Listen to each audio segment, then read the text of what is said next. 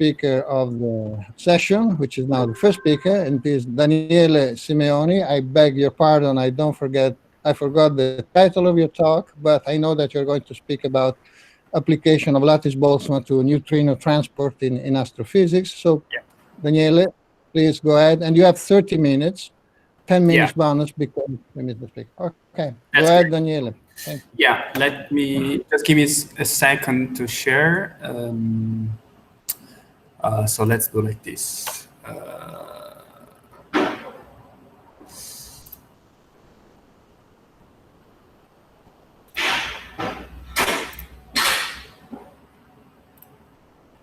Okay, can you all see the screen?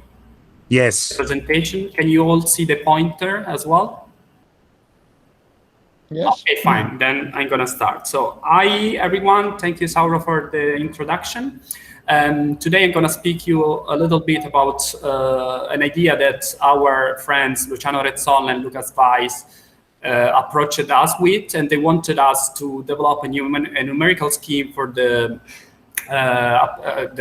study of radiative transport. And since our expertise lies in Lattice Boltzmann method, we tried to develop this scheme with Lattice Boltzmann in mind. So let me just jump straight to the introduction. So apparently in numerical astrophysics, or in astrophysics in general, there are there is a big array of different phenomena where the radiation or the simulation of radiation is important. To name just a few, you have neutron star mergers, accretion frost, around black holes, core collapses, or supernovae, where the radiation and the correct reproduction of the evolution, the time evolution of radiation is important.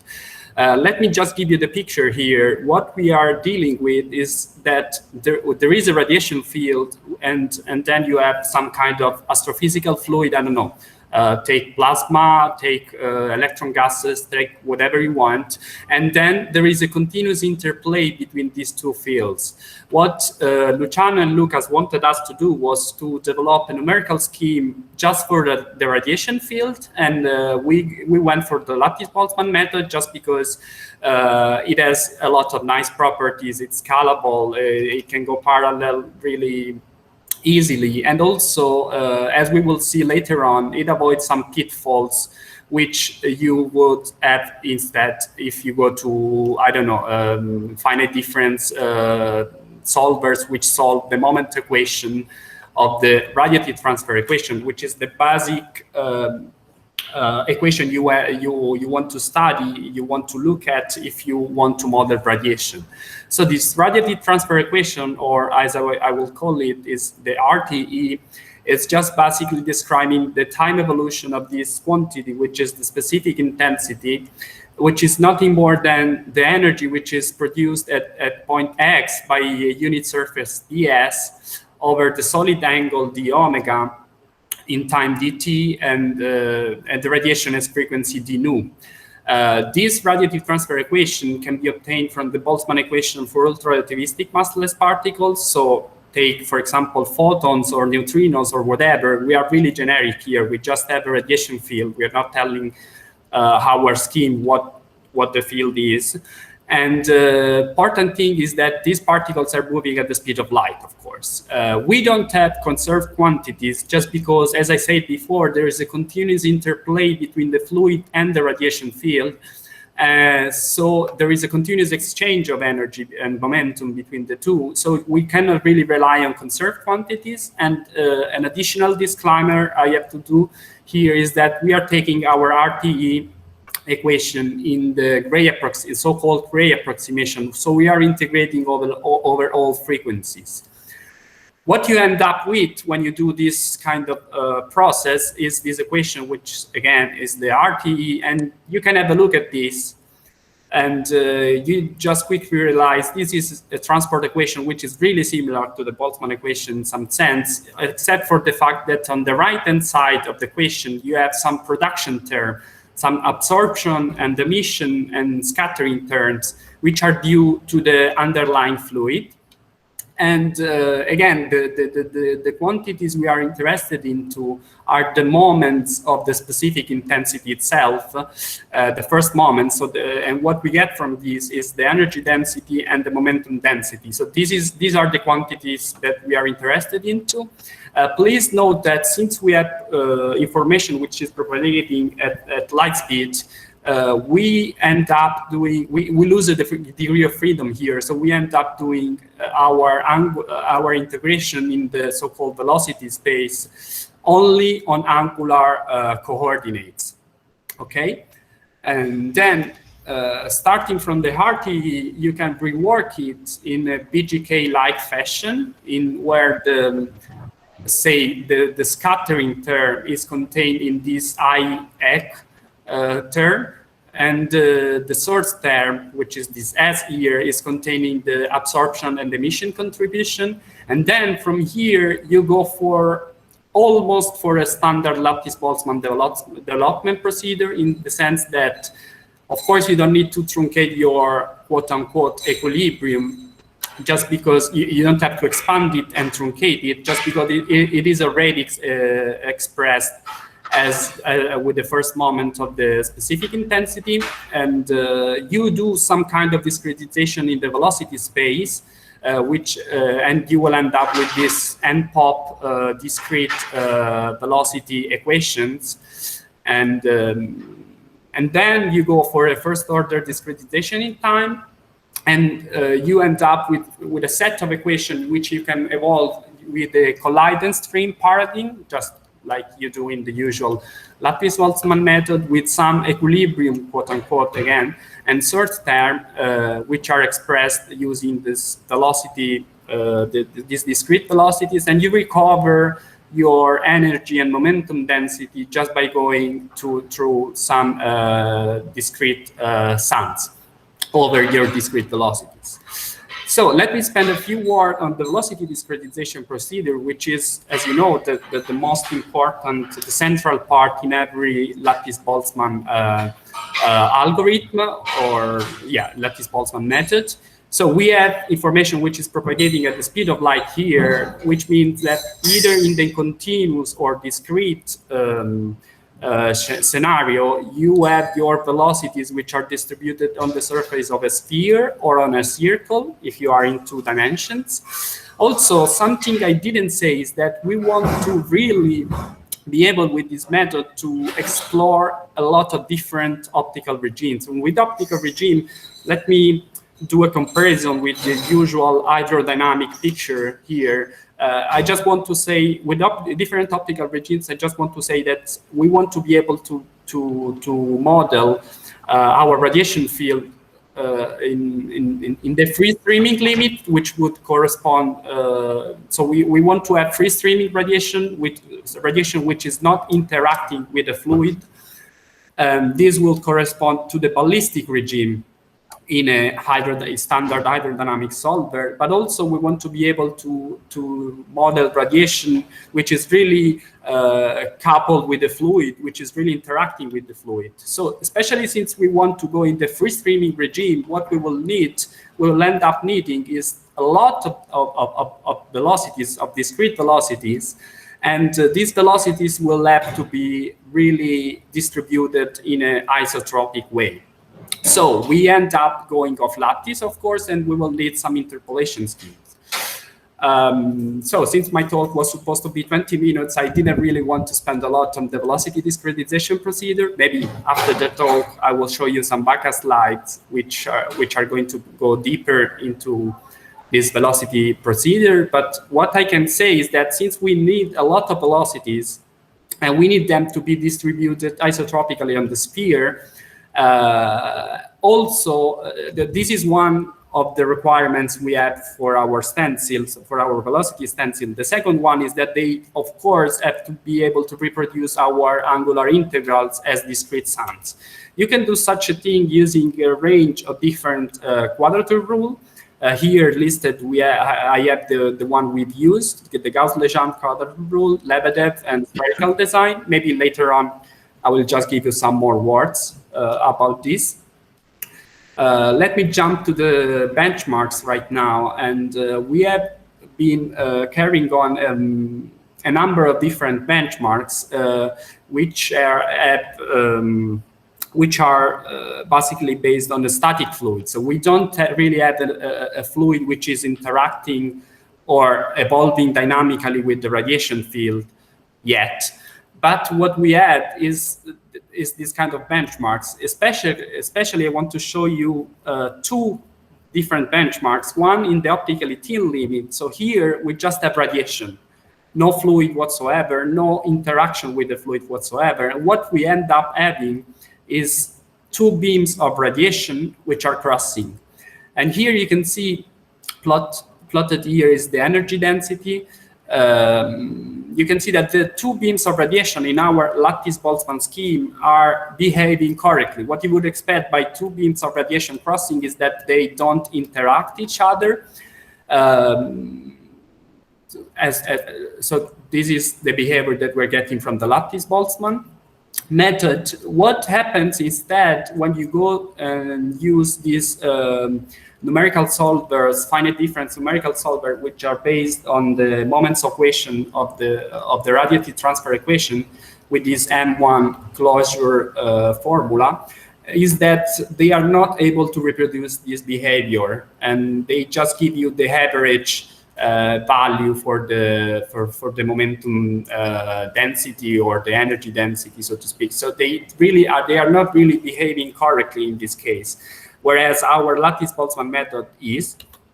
Also, I want to show you a different benchmark, and this one we have an analytic solution for, and basically this benchmark is based on the fact that we do have a sphere with absorption and emission coefficients which are equal. So basically we have some kind of a black body, and eventually if you go for this configuration here, you will reach a steady state solution, which we have an analytical formula for it. So we're able to compare with this analytic solution. Here you see the energy density and the momentum density, and you see that we are reproducing the results, the analytic solution, quite well for different optical regimes.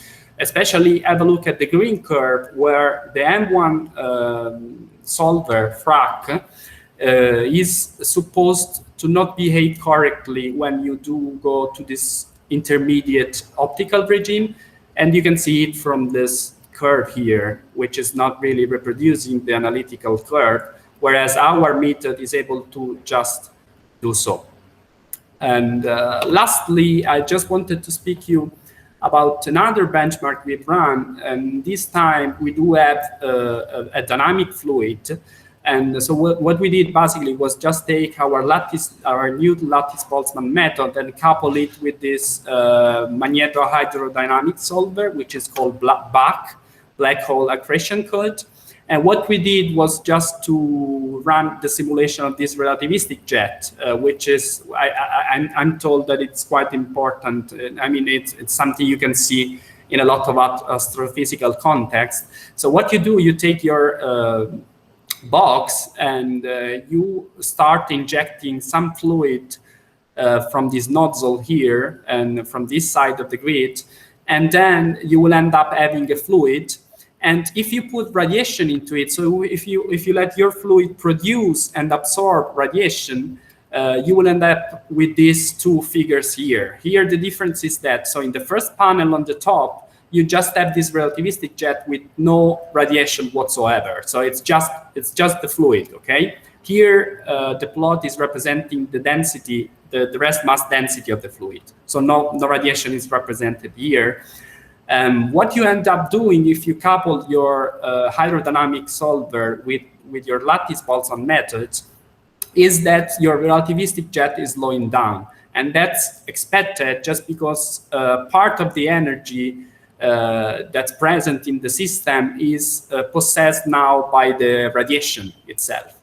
And this is not a behavior that you would see when coupling your hydrodynamic solver to the FRAC solver, which again is based on the M1 closure. And you see that the relativistic jet is going way beyond our jet which has no radiation into it, which is obviously a behavior which is not to be expected. And this is probably because because of the beam crossing problem that I highlighted previously. So I'm just going to conclude, and since I have a lot more time, I will just conclude. Well, you still have time. Yeah, I know. So I will just draw some conclusion here, and maybe I will just go to some backup slides and go more into details about some, I don't know, about the velocity discretization. So let me first give you a first breakpoint here and tell you that what we've done is to use Lattice Boltzmann, which is probably not meant to be used for these things, for these applications. And we've developed this new solver, Lattice Boltzmann solver, for simulating the relativity transfer equation in special relativity.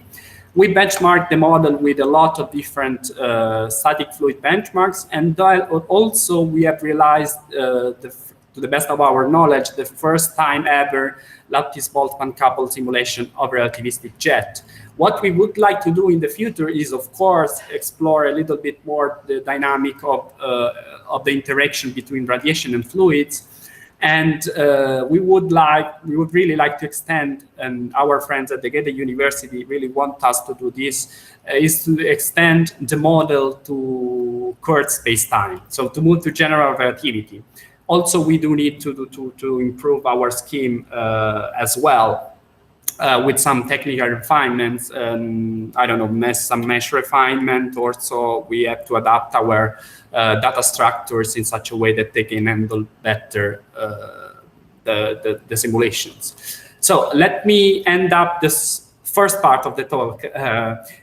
Just say that if you're interested, you can have a look at this paper, which has been published a couple of days ago, and you can go on the archive and have a look at this. So I had some backup slides, which now I'm going to speak to you about.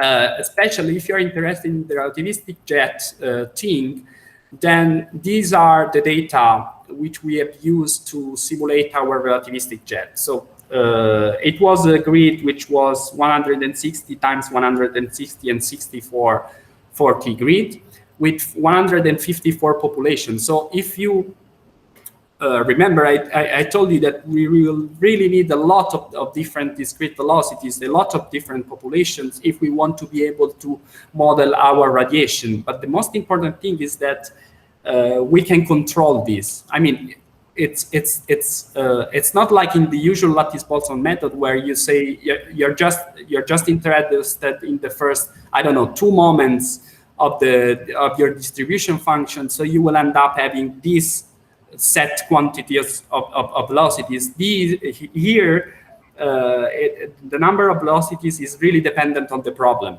So, but then you just run your simulation, you see you're not doing well with this number of populations, and you just increase the number. And yeah, of course, then there are some data which are related to the hydrodynamic solver and the way we are doing the coupling as well. But maybe let me go a little bit, let me give you a little bit more details on the quadratures which we are using. As I told you before, maybe, of course, some of you know about these angular quadratures, but what we want to be able to do is to just give you, integrate some kind of function, which will typically be the energy and the momentum density functions on the sphere, okay? Or on the circle in 2D. So what you can end up doing is to expand your angular functions in spherical harmonics. And so as long as you provide a quadrature rule, which is, well, as long as your functions, say the energy density or your momentum density, can be described by truncating this series to a certain step, let's call it P. So as long as you are correctly integrating all the spherical harmonics up to P, then you will end up with a nice quadrature. Okay, and that's what the Gauss-Legendre, Lebedev, and spherical design quadrature rules are doing in different ways, of course. The Gauss-Legendre quadrature rule is just a product rule that's splitting this integration in the theta variable and the phi variable. Also, another property that you have for this kind of quadratures is that is this crystallographic isotropy order you are probably familiar with. This is taken from the early days of Lattice Boltzmann, when you didn't have methods such, I don't know, the Hermite expansions or whatever, and you used to rely only on the isotropy properties your stencil needed to have in order to reproduce the continuum symmetries of your macroscopic system. So what you end up doing once you define your stencil is that you define these tensors, and if your stencil is satisfying this relation here up to a certain p order, then you say that your quadrature has p crystallographic isotropy order. And the nice thing is that you can prove that this quadrature, so if you're integrating all the spherical harmonics up to order p, then you also recover p crystallographic isotropy order. So what I'm basically saying is that our quadrature rules, our stencil, the velocity stencil, are correctly integrating the angular functions, and also add some nice isotropy properties, which are two properties that we want if we want to really simulate a dynamic which is in this ballistic regime, so to speak. So if we want to simulate a free streaming radiation, okay? And else, what I can talk to you about here, there is another benchmark which I prepared. I don't know how I'm doing with time, Sauro. Well, you still have at least 5 minutes fine. If you want a few questions. Okay, fine. Then I will end up just by letting you look at these other benchmarks. Here, again, we don't really have an underlying fluid. So what we are doing is just following this wave, which is initialized in this way. So it's a spherically symmetric wave, which is expanding. And as you expect, your energy should decrease following a 1/r² rule, just because energy is conserved in this particular case where we don't have an underlying fluid. And maybe we can have a look at this, and so you will realize how many velocities we need in order to reproduce our dynamic in the free streaming regime. You can see that if we use 50 populations, 50 different velocities, using the Gaussian quadrature, the Lebedev, or the spherical, you're not really recovering. And what you will end up doing is to basically go between 200 and 400. So if you use this set of velocities, then you will be able to correctly reproduce the dynamic. As I told you before, in the relativistic jet application, we are using, for example, 154. So yeah, that's to give you just an idea of how many populations we are using, but that's just for the free streaming regime. So if we have radiation which is freely streaming, then fine, we will have to use a lot of different velocities. But then if we do really a strongly coupled fluid with our radiation, the number of velocities decreases a lot. And maybe I can show you also some performance behavior, which is given in the megaloops format, which you already know. And you see that the performances, of course, the megaloops, the million lattice update per second, are decreasing with the increase of the number of population, but still comparing with the M1 moment solver, we are doing quite nicely. Of course, I mean, we top, when we go to really a high number of velocities, we top at the best, the very best, the M1 system or solver, if you want. And with this, I think I've given you all the details I wanted to speak about. So please, if you have questions, I will be happy to answer them. All right. Thank you, Daniele, for this very clear and nice presentation. I think we have time for a few questions, 5 minutes basically. So up for questions.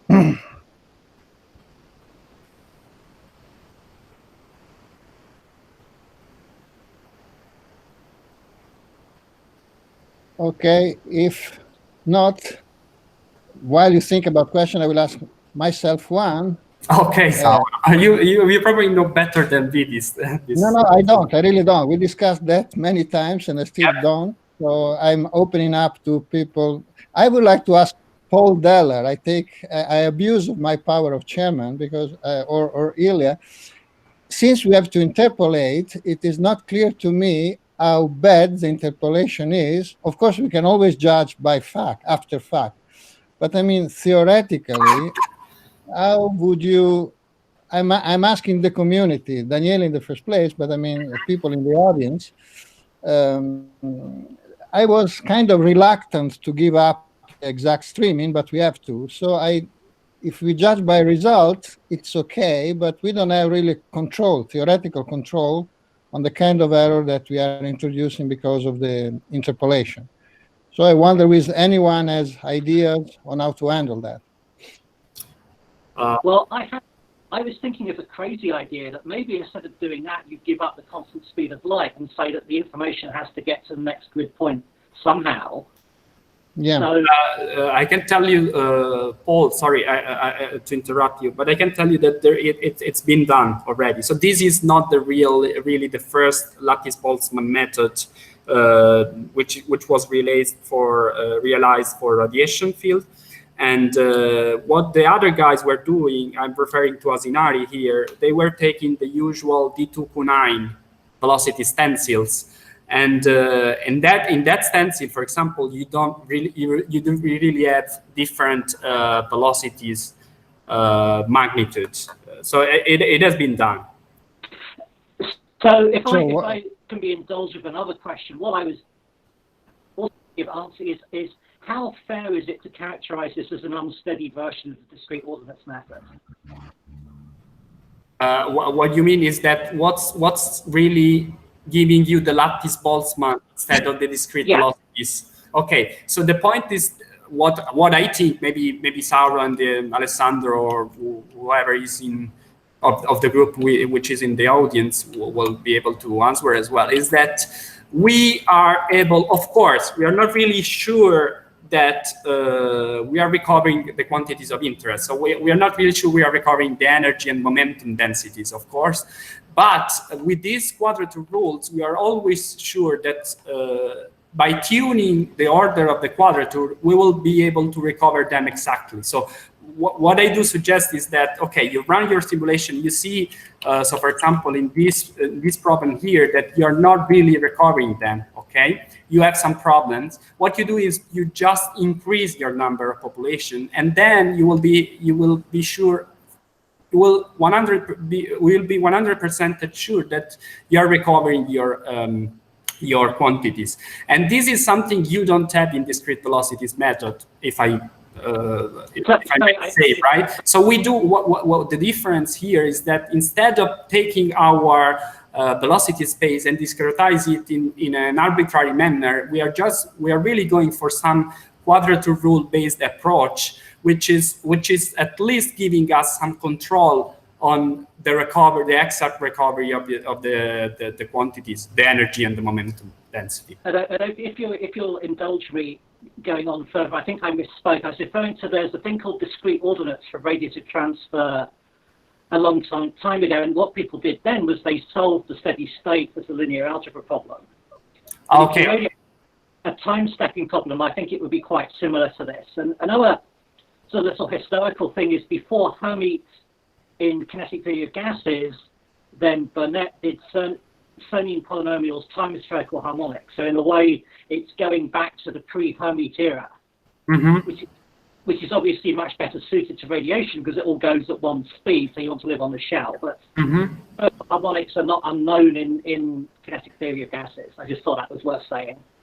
Okay. Sorry, yeah. Then I completely misunderstood your question in the first place. Then fine, okay. I'm sorry, my fault. Okay.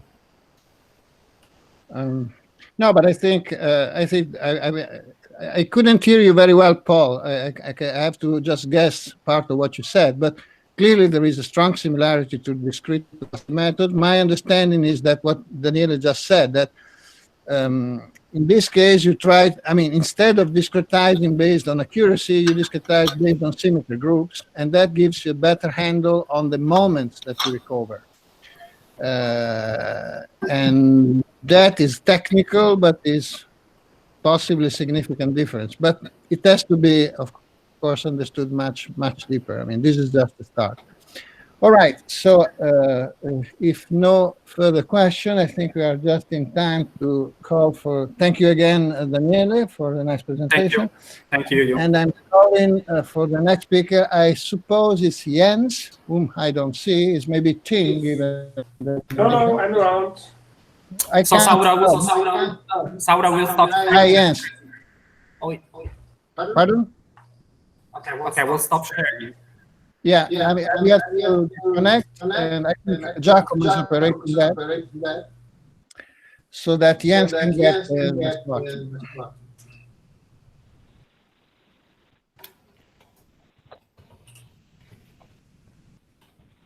All right. Can you see the screen? Yeah, we do. Okay, perfect. All right, so good morning, everyone. I would like to talk about some recent work we did on simulating soft particles in multiphase flow. Actually, this is mainly the work of Martin Wouters, who did his PhD on this topic and is close to the defense, already working, and this is why he cannot present himself today, so I'm taking over.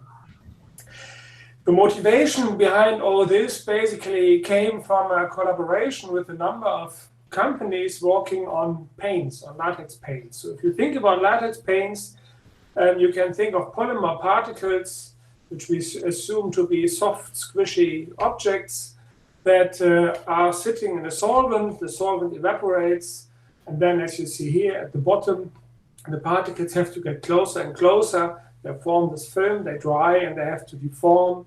And finally, you get a nice coating, as you know from when you paint your wooden windows, how it should look the day after. And the industry partners, they were all interested in how they can basically get rid of organic solvents and use water instead. And we try to help in understanding how this evaporation and film formation happens. So there was no real model around how to do it. We, as most talks in this conference, do it using the Lattice Boltzmann method. Don't need to say much. I think just that we use a standard BGK D3Q19 with the good old Shan-Chen multi-component, pseudopotential model. So nothing really new and special. This is for the fluids only. On top, a few years ago, we developed a method to simulate evaporation with this method, where basically we make use of the fact that we have a diffuse interface method and that we always have a minority density of one phase sitting in the other phase. And if we basically play with the boundary conditions, we can get a gradient, and with that have diffusion of this component outside the system, which mimics evaporation. And we can also get a pretty nice analytical treatment of the diffusivities here. As an example, it's an old movie showing an evaporating droplet here and how this compares to the theoretical solution of Epstein and Placid from 1950.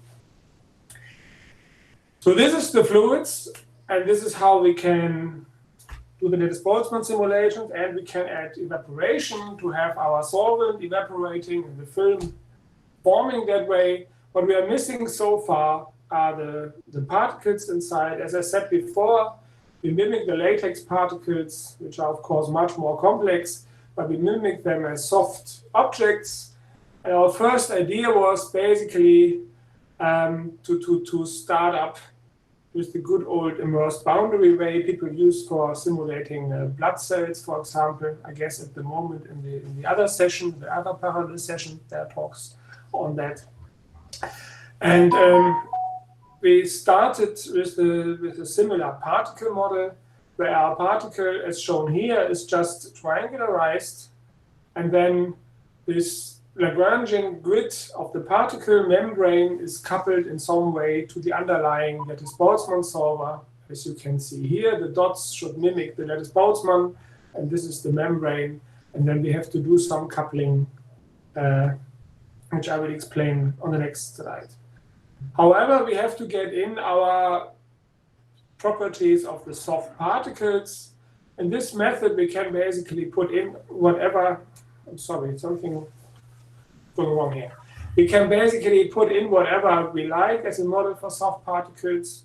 We keep it to a standard, relatively straightforward case to start with. With is the so-called Scalac model with an added Helfrich bending resistance, where we have a strain energy shown here that depends on a shear modulus, so an input parameter, and we have a parameter C to control the inextensibility of our membrane. We have a volume penalty function to make sure that our volume is almost conserved.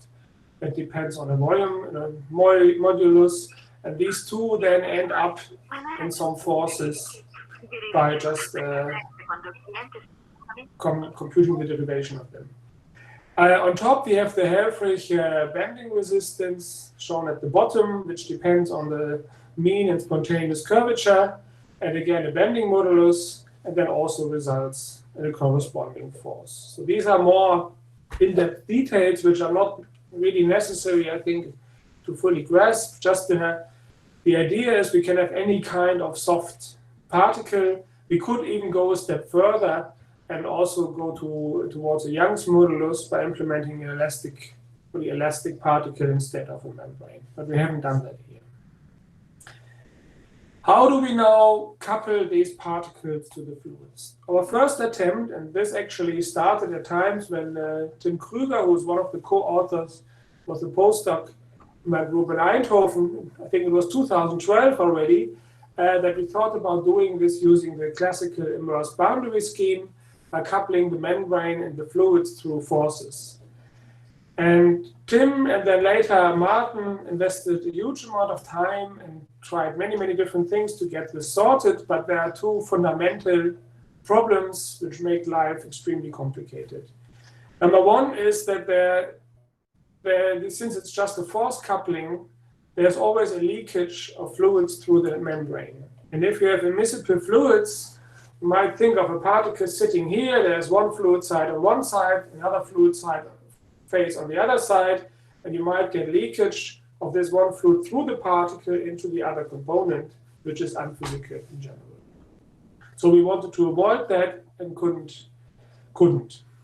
Also, inside the particle, you sometimes get pretty much unwanted dynamics here.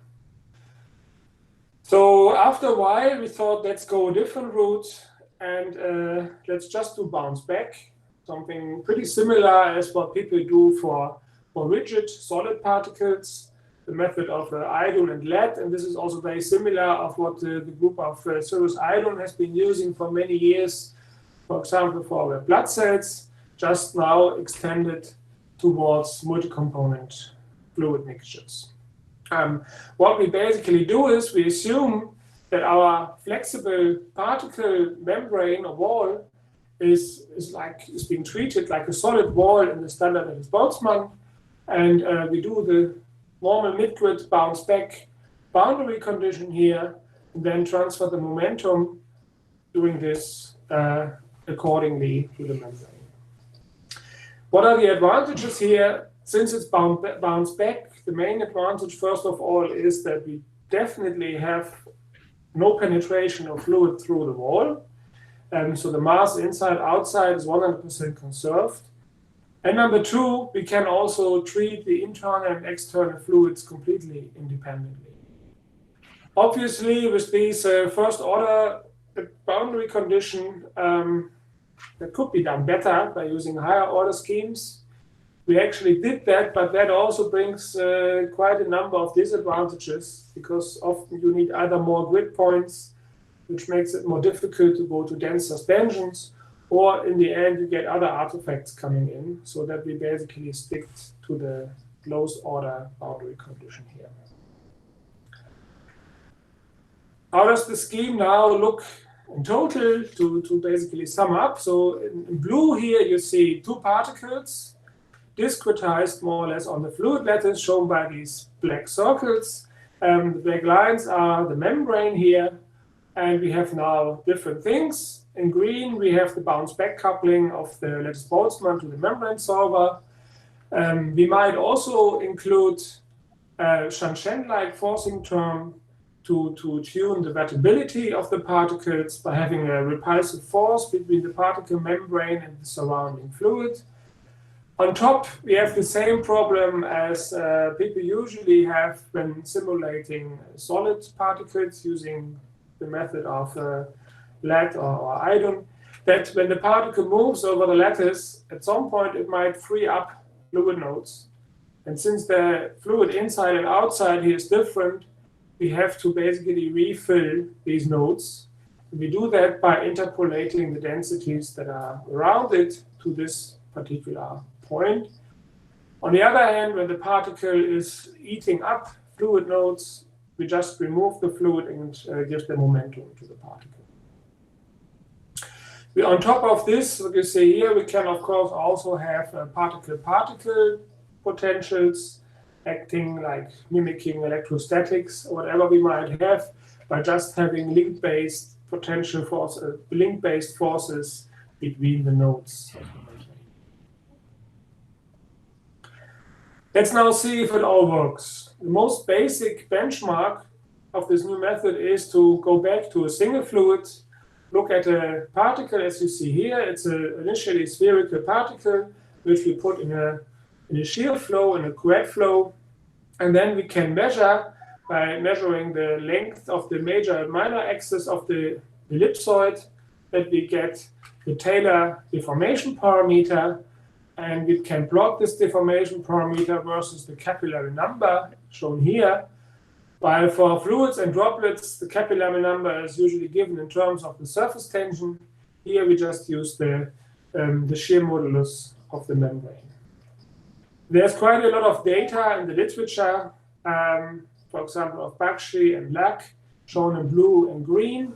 And the red data is our simulation, and we get pretty nice agreement showing that this boundary condition actually works. But of course, it's the simple case, it's a single fluid. The next thing we are interested in is, can we really tune the wettability of the particles? So what happens if we think that this is now a pretty much rigid particle, very high stiffness, and this is the position of the fluid interface. So we have one Lattice Boltzmann fluid component here and another one here. And this one up here is a less wetting phase than the one below. Then the spherical particle will never deform the interface, but it will adopt its vertical position. So its center of mass position moves up and down depending on the contact angle as a measure for the wettability. And this contact angle we can tune by basically playing with the repulsive Shanchen-like force between the membrane and the surrounding fluids, which we call the particle color. It's a normalized version of that. And then we can measure the contact angle by doing an experiment on simulation as shown here and get this kind of behavior. So this is exactly the same as what we know from solid particles in the past. It's just a benchmark case. Now it gets a bit more exciting. Let's see what happens if we make the particle soft. So as I said before, if we have a rigid particle, the particle just adjusts to the preferred contact angle by the vertical shift of its center of mass. If we have a soft particle, however, we have two possibilities where the surface tension can basically act on the particle. We can also deform the particle on top of shifting the center of mass position. This is what you see here on the right, that the particle basically becomes flattened out. It gets stretched by the surface tension dragging at the contact line. And on top, since there's a wetting, more wetting and a less wetting fluid here, the particle might go more deeply into the wetting phase as for the rigid case. But we get these funny or interesting hazelnut-like particle shapes.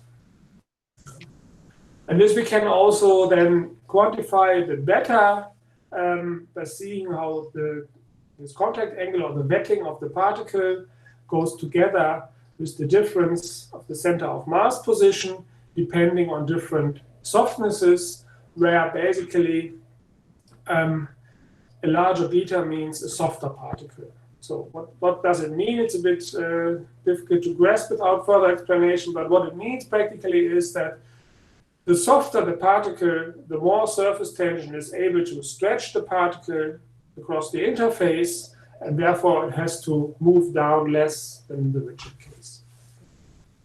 So the vertical displacement reduces and the particle becomes softer. A question we have been asking us, and also the reference came up with that, what's actually the impact of the diffuse interface? So if we want, in principle, we are interested in the end to simulate an emulsion or suspension with many of these soft particles, but with a very low resolution of these particles so that we can have many of them without a huge amount of computing time required. So we did a reference test case, basically, where we put a particle at an interface. This is just a cut through such a system there, the position in X and in Z. And initially, the particle is a sphere sitting at this interface. And we have a reference case where we do not turn on the Lattice Boltzmann simulation, but we remove the fluid solver completely.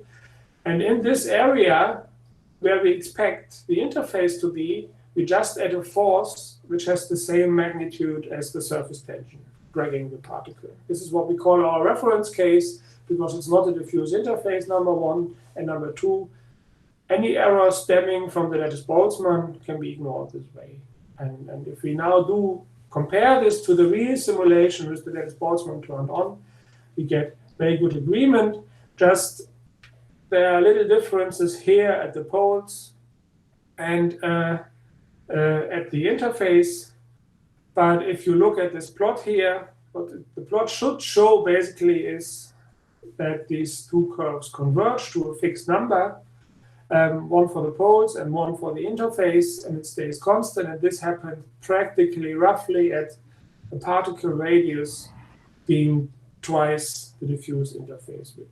So if the diffuse interface width in this model is of the order of 5 lattice nodes, and this is of the order of 10 lattice nodes that we need, which is relatively small and means we can do simulations with many particles.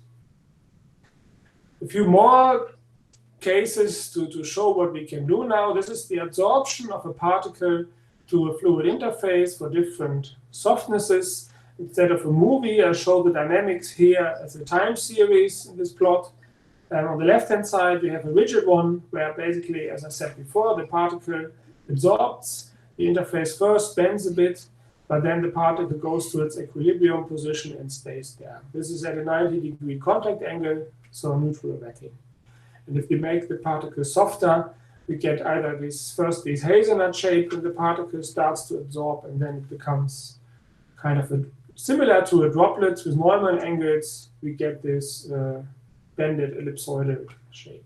And this is just a 3D visualization of the same thing, also saying that we can relate the membrane parameters to something like a Poisson ratio. Let's put the whole thing into a shear flow and see what's happening then. We have seen the ellipsoidal shape of a particle in a single fluid at the very beginning of my talk. Now we have a fluid interface shown by these dashed lines here. Again, we have a shear flow denoted by these arrows. And then for no shear, depending on beta, we get the data that we have seen before. Then if we add shear forces, then we get deformation of the particle, and we get something which really is not fittable with an ellipsoid or an ellipse anymore. The equilibrium shape really changes. Really sorry for this, I don't know what's happening.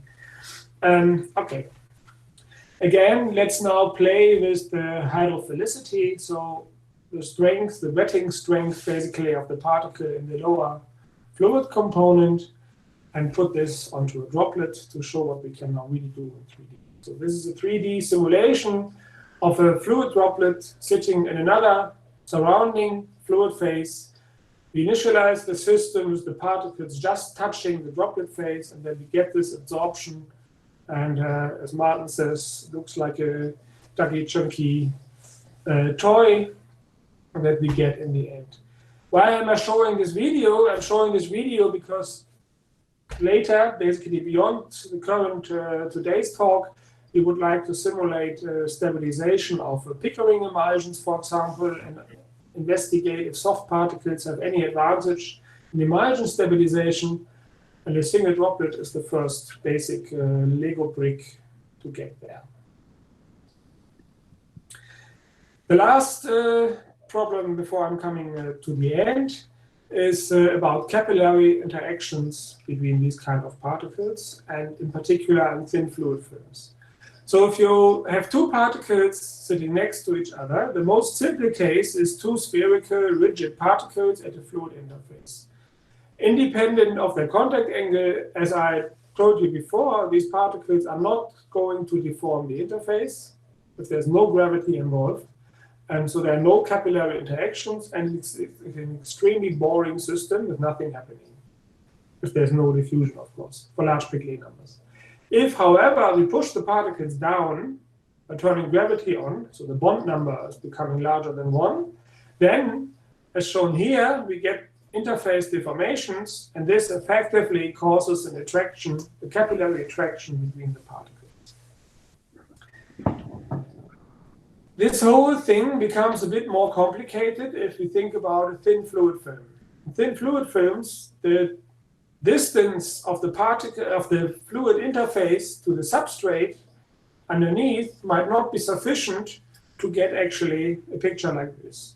So the substrate prevents the particles from achieving their equilibrium position. This is what you see in this movie.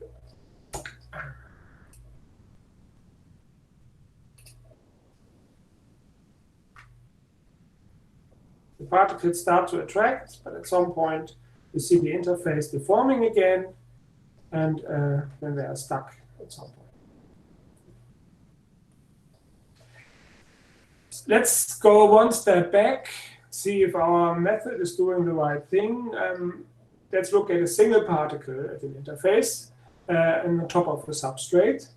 For that, we can analytically compute with some assumption the shape of the fluid-fluid interface next to the particle and compare that to our simulations. This is shown here. We get a perfect agreement. And we can also put two particles, as shown here, and measure the lateral force between these particles and compare that again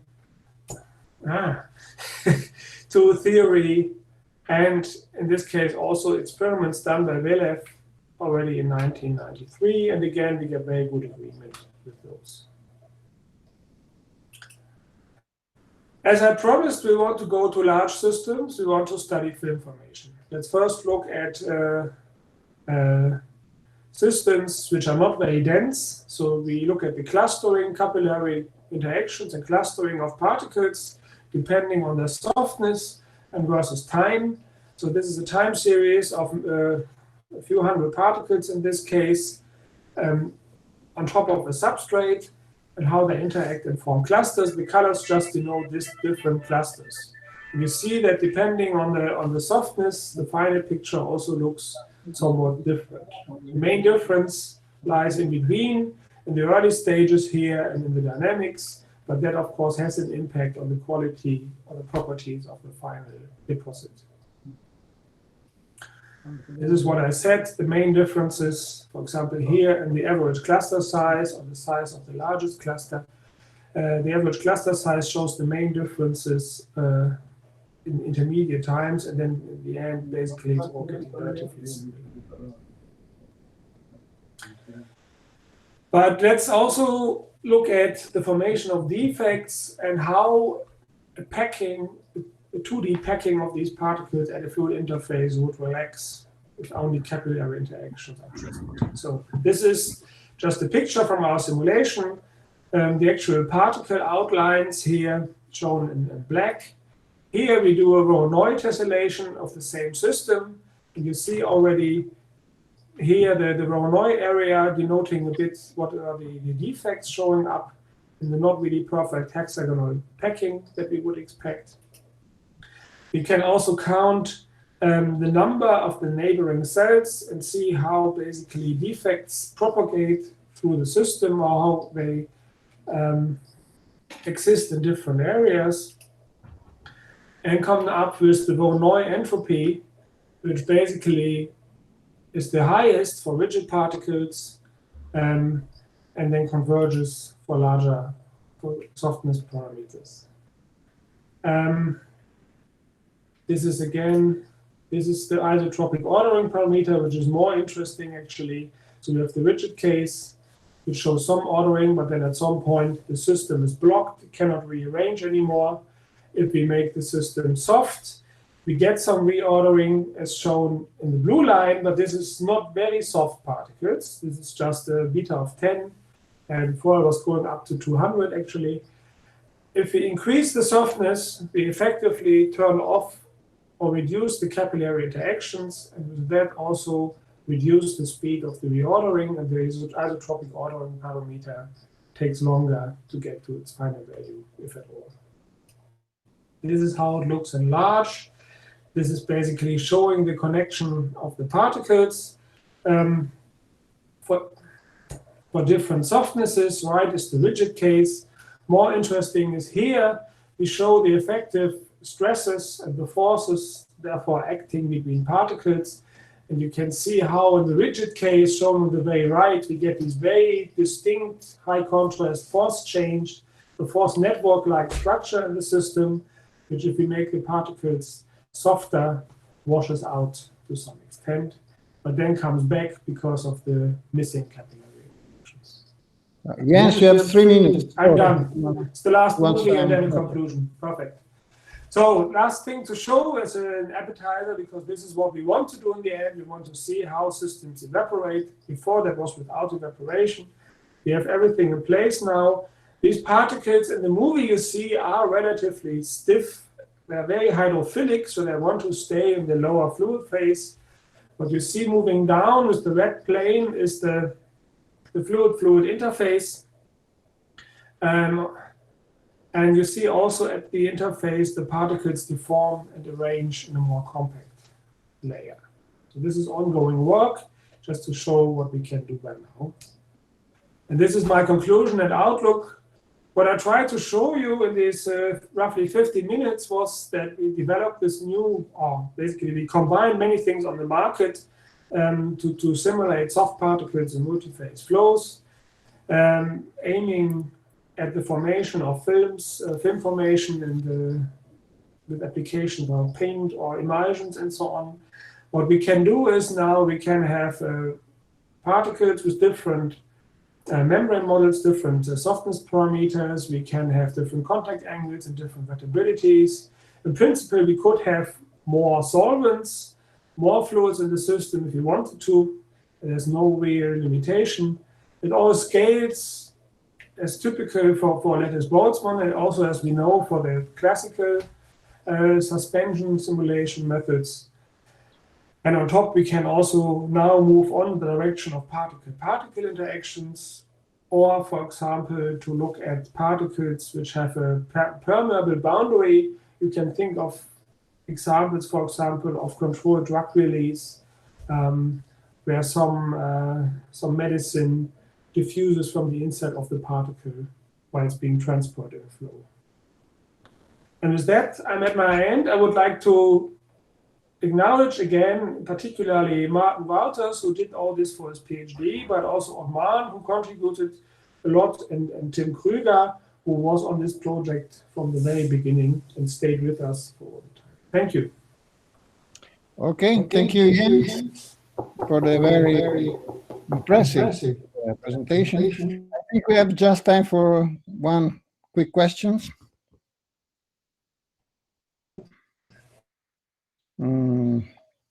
Again, if not, I will ask my own question. It's just a very technical. If I'm not mistaken, you have a sort of triangulation of the particles, right?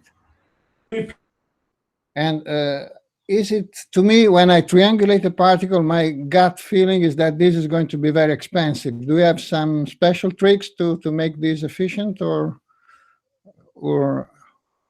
how, I mean, how does this impact on the performance of the code?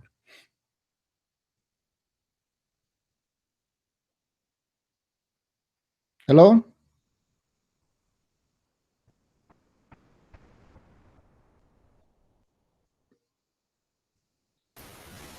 Hello? Can you hear me?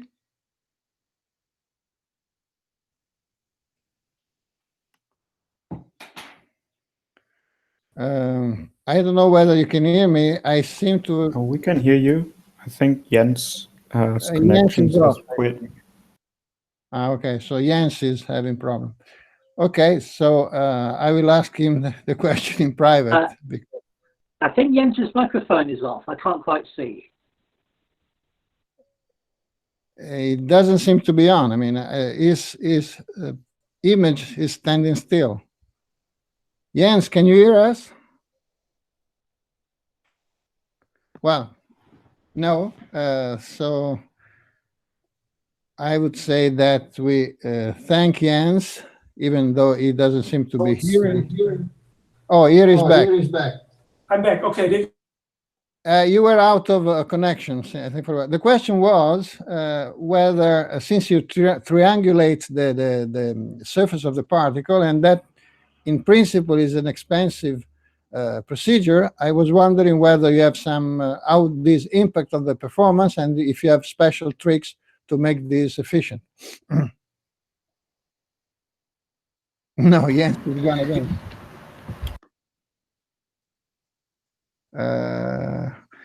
All right, so we seem to have a problem in communicating with Jens. Your mic is again. Okay. Did you hear my question? I heard the question. I also answered, but I think I disappeared. I'm sorry. Okay. Some connection problem. Just the particles are very similar to the inverse boundary blood flow simulations, for example, of Tim that you know. That's very similar. The fluid is just a multi-component Shan-Shen. It's also the same. What is the coupling of particle and fluid is a bounce back, which in principle is also not expensive, but there are many special treatments when basically not all nodes are available, not all nodes are around for the coupling. And these lookup tables, they are expensive at the moment, and they take quite a lot of simulation time. So that's why it is substantially slower than the classical IBM at the moment, but I think it's just an implementation problem. Okay. Thank you, yeah.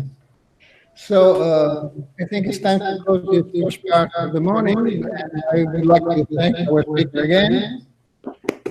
And we reconnect at 11:20. Thank you again. Thank you all. Have a good coffee break. Bye-bye. Thank you. Bye-bye. Bye-bye. Thank you. Perfect. Thank you.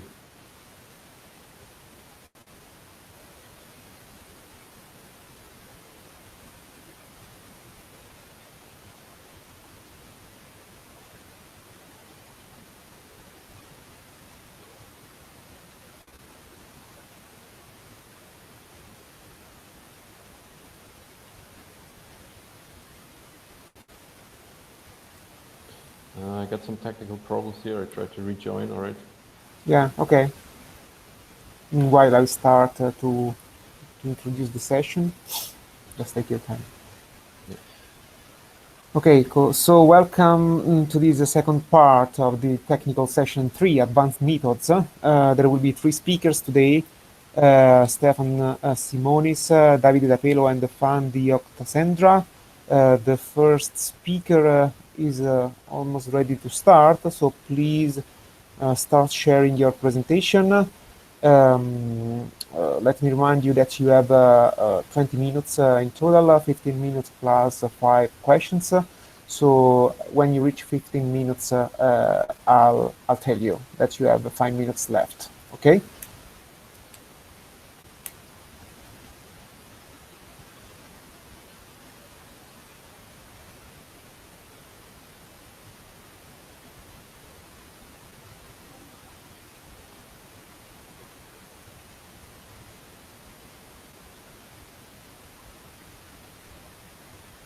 So let's wait for Stefan.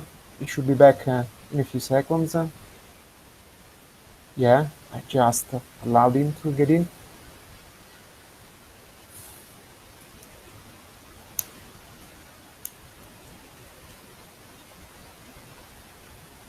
So can you share the presentation, Stefan?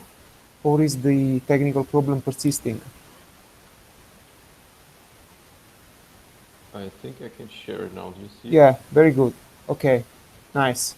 So the floor is yours. 20 minutes, 15 plus 5. When you reach 15 minutes, I'll give you a sign, okay?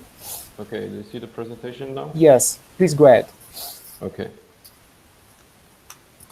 All right, so first of all, thank the organization committee for making this possible despite the circumstances we are facing in these times. So let me introduce myself quickly. My name is Stefan. I study at the KIT in Germany, where I currently pursue my PhD.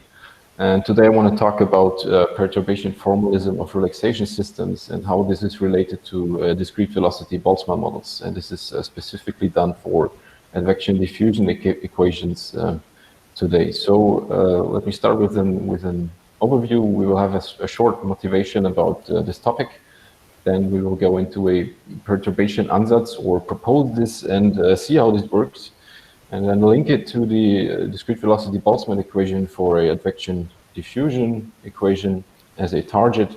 Then have a few looks at numerical examples and to draw a conclusion out of this. So we first give this very rough sketch of what a numerical method should be like in terms of approximating a partial differential target equation. So you typically have that application where you build a mathematical description in terms of partial differential equations, which is now named in this talk as target equation. And then you build a numerical method either by top-down direct discretization, as in the conventional approaches, or by a bottom-up approach, which is typically used in LVM. Please, I have to differentiate here from the talks yesterday, since this top-down means the fact that this LVM just is another set of equations and limits to the target equation in a relaxation sense. So under a certain scaling, we can reach the target equation or reach it not. This is the difference I want to make here, and this is also what this is all about. So the typical approach here is the left-hand side, you can see the target equation, then you make a more or less educated guess. So this is also kind of controversial in terms of what you can do here. So you can either match the moments or do something else. But nonetheless, if this is not like a typical Boltzmann type equation, you have actually no clue how to do this, since what you are doing actually is kind of reverse engineering in a limit process. However, if you have found that discrete velocity Boltzmann equation, you can discretize it to obtain your Lattice Boltzmann method. And afterwards, you will have to do a consistency analysis to kind of meet the equation you want to have. So the specific feature here is this bottom-up nature, which is kind of an amalgamation of discretization and relaxation limits, since you can do that from both, from the DVBE or from the LBE, and you will have the target equation you want to have. So what we want to do today is kind of evaluate if there is a possibility to construct something which is just an addition of perturbation terms to your target equation. So you want to start with the target equation, add something to it, which is then in turn kind of contracted in the limit towards it. So what we come up with is a approach which just kind of summarizes previous results in this field and kind of draws a limit or a conclusion in terms of how can we attach this together to build a commutative diagram in a sense, and we will have a look into that now. So first of all, we build a perturbation system or relaxation system in this term, then transform that to another system and obtain actually a discrete velocity Boltzmann equation, which is generalized in terms of scaling. So, and the other thing is that you can reverse engineer this by just building a moment system, which is again in turn the relaxation system you came up in the first place. So let's start with this ansatz here, and then have a look at the target equation first of all. So what we will do here is a basic advection-diffusion equation. So this is scalar, this is one-dimensional, it is periodically embedded in R, so you have a periodic boundary, so no boundary at all actually. Then f should be smooth and linear in the conservative variable, and there is also a convex subset, which is the space where f operates on, or where rho is actually in. So your diffusion coefficient is the basic one you have. It is bigger than 0, and you also have to prescribe some kind of strip down initial data to make this work. Yeah, what you will do now is start with the conservation law. So we cut out the advection term and start with this conservation law. Afterwards, we will make 2 subsequent perturbation steps. So each of them is consisting of an artificial variable and a perturbation which is added to that equation which comes out of introducing this artificial variable. You will also have scaling variables involved here, which is epsilon in general is a scaling parameter, and it has a power of gamma. So either 1 or 2 is used here, and then you also introduce artificial stability constants along the way. So the first step, you have that conservation law I just introduced, then you will introduce a phi, which is just a flux actually, and this phi will approximate the flux as soon as you introduce the perturbation terms. So I marked it here in colors. I hope this is kind of self-explaining here. However, what you get then is the equation system in 7. So if you choose gamma equal 1, you have a hyperbolic relaxation system, and if you choose gamma equal 2, you have a diffusive relaxation system. This is actually present in the literature and has been analyzed in a lot of papers. These 2 are listed here, which were the initial ones. I think they were cited a lot. So this is the actual thing, or the basic classical relaxation system you might be familiar with. What we will do now is add a next step. So we will do the same thing just again to kind of go along that typical discrete velocity structure. So you kind of interchange the variables and keep the structure of this conservation law. So what you end up then with is a 3x3 relaxation system, which is basically the same thing as a moment system in discrete velocity Boltzmann terms. Okay, but what we have here is actually something nice, so we can draw conclusions out of this. The first one is to express 11 as a closed equation, and what we have to keep in mind here is that we have to use a generalization of Schwarz's theorem, which is just interchanging partial derivatives.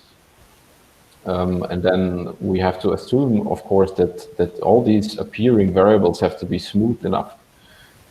However, you can form this closed equation, and what you can then already just visually see here is that the diffusivity in the limit is specified by this red box, and all terms we added along this design process are on the right-hand side of the equation. So in the limit, they will contract to 0. The speed with which they do this is defined by the power of epsilon, and also the diffusivity is defined by a power of epsilon. Okay, the second thing you can pull out of this equation system is a stability analysis. So the stability constants we introduced along the way can kind of fulfill a certain property or not. And if they fulfill this, we can deduce convergence to the target equation, or if not, we cannot deduce that. So the transformed relaxation system can also be mapped into a discrete velocity Boltzmann equation. We will do that in a minute. And then a typical Boltzmann discretization will lead you to the final LBM you were looking for. Okay, so to do the convergence analysis and use results which were proposed before, you just have to kind of figure out how this is in terms of a matrix notation. So we just diagonalize the A we were getting out of the relaxation system and come up with a thing called transformed relaxation system, which is just the spectral decomposition and transformation of variables in a basic algebraic way. What you can do then is to kind of define a generalized Maxwellian. The term generalized refers to the fact that this is kind of not anymore like coupled to a Boltzmann interpretation sense, but more or less to a formulation of your initial perturbative system, because you can add whatever you want there, and this is just the summary of the right-hand side, if you wish to say so. This also has to fulfill some kind of assumptions in a way. So the U is just the space where this operates on, and the F should be nulled out if you insert null. So the convergence result I want to state here is actually has been done before by Bouchou et al. And in 2000, and this is just making use of this in a very compressed sense. So you can equip this tangent equation with initial data and reformulate the initial data in terms of the transformed relaxation system, and then you have to fulfill two stability constants, or two stability constants have to fulfill a certain property, and then you will have a limit towards a unique entropy solution to the tangent equation. Okay, so where's the link to what we are doing here most of the day? So when you identify these parameters with the typical constant you get in a D1Q3 lattice. So in a general sense, you have three speeds. One is minus lambda, one is 0, one is lambda, and then you have a generalized weight function, which basically gives you D1Q2 or D1Q3. And the convergence follows from the theorem we just stated if you fulfill these stability constants. And with these constants, you can also just refine the stability notion of your final system. So to do that, we have a numerical example depicted here. So this is just, again, the advection-diffusion equation from before, but this time with a physical interpretation, more or less.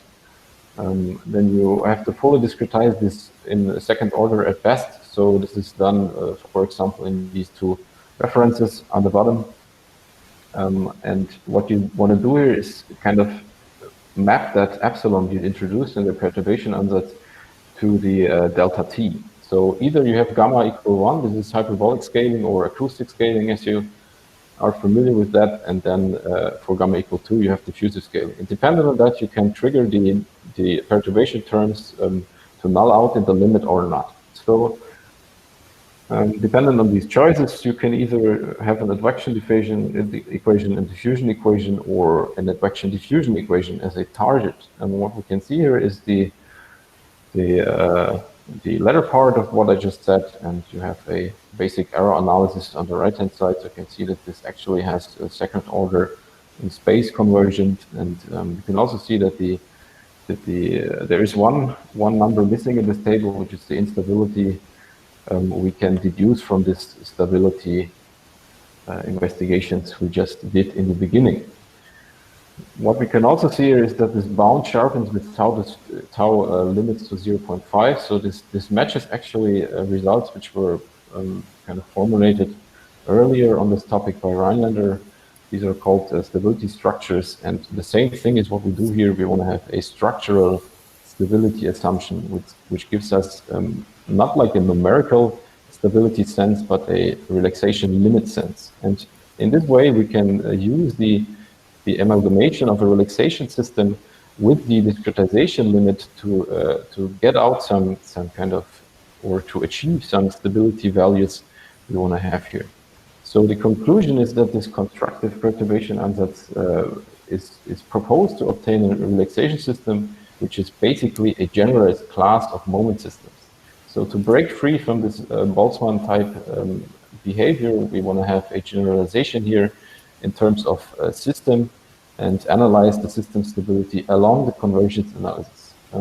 Same thing goes for the transformed relaxation system. This is just a discrete velocity Boltzmann equation in your algorithm. And the thing we want to do here is perceive this whole topic of Boltzmann equations or discrete velocity models as transformed perturbative system. So just adding terms to a tangent equation and then analyzing what happens here. There are a few questions involved, so we can straightforward extend this to d dimensions and a velocity set which is equal to concatenation of d1, q2 plus a null velocity. But what we cannot do actually currently is the formulation of other stencils. This is actually a thing which should be quite straightforward in a sense, because you know what this has to do. And from experience and applications and other equations. But again, this has to be formulated in a perturbation ansatz, and you have to know a simple equation which gives you the possibilities to derive a convergence result in this mathematically rigorous way. Another thing is different types of Target equation operators. So the partial differential equation operator we used here was an advection-diffusion one, but there is also, of course, more or less interest involved here in nonlinear things or more complex equations. The next problem is the multidimensionality. So if you don't just extend the input arguments of rho, but also the vector valued numbers of this conservative variable, then you get a few other structures which have to be analyzed in the same sense. Multiple relaxation times should be easily to put in here, because you just add a different relaxation time to a different equation you want to set up. Include forces and boundaries is also a matter of application and should be addressed also in the following studies. So with this, I'd like to thank you for your attention, and I want to welcome you to ask questions and have a quick commercial here. So we have a spring school on OpenLB, which is developed in our research group, and this is happening in May and June next year. There are a few invited speakers listed down below. Maybe you know some of them. I'd like to invite you to this very, very extensive course on Lattice Boltzmann methods and programming of OpenLB. Thank you very much, Stefan. We have 3 minutes for questions. Is there any question?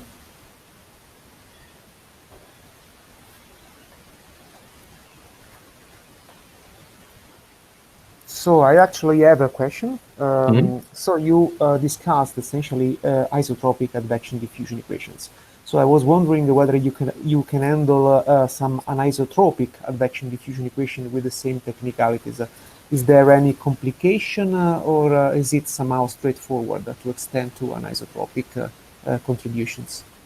I mean, what you have to do here is to kind of revisit the models which are existing for anisotropic equations. There are some, I think, I have seen a few MRT formulations on this, and you should be able to do that, but you have to kind of make sure that your relaxation approach meets the target equation. So this is currently, we didn't investigate that, but this is a very, very much interesting question. Of course, everything else with this diffusion, if it is anisotropic or if it is kind of a, how you say, a fractional diffusion, is very interesting in a sense, because it changes the whole relaxation system a lot. Okay, and regarding the point that you yourself pointed out in the conclusions themselves, the issue of boundary conditions, can you be a bit more precise? What is the complication brought by the boundary condition in the whole approach? So the complication, I think, is not in the approach itself, but is in the proof you have to do. So if you construct this perturbation system, I mean, you can't avoid the limit. So this is, again, due to the structure of this whole approach, a limit you want to analyze in the end. So if you have a boundary involved here, your whole proof or mathematical techniques to prove this whole limit have to respect these boundaries. And I think, as you may know, that this is very hard to kind of handle boundaries on their own. So. Okay, thank you very much. If there is no other question, we can thank Stefan again for this very nice presentation, and we should move to the next speaker, Davide Dapelo. Davide, are you there? Yes, I am. Hello. Okay, can you share your presentation? Thank you very much. Thanks so Davide will talk us about Lattice Boltzmann coupled models for high-Péclet number advection-diffusion flow. You have 15 plus 5 minutes. Please go ahead. The floor is yours. When you arrive at 15 minutes, I give you a sign. Okay? Okay. We don't see your presentation. Okay. How do I proceed? That should be a way to present. Ok, I see a button presenta ora. Yeah, Ok, right. Yes. intero o una finestra? Share the entire screen, Entire please. screen, please. Yeah. Schermo The intero. entire screen. Mhm. Yes, right. Sorry, I have to allow.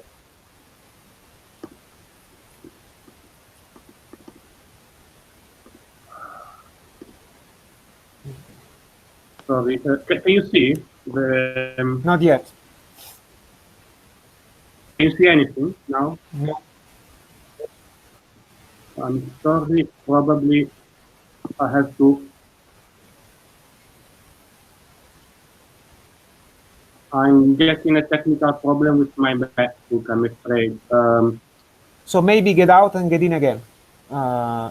It may well be the very same problem that Stefan found. Yeah, Get out of the sure. meeting, get out and then re-enter.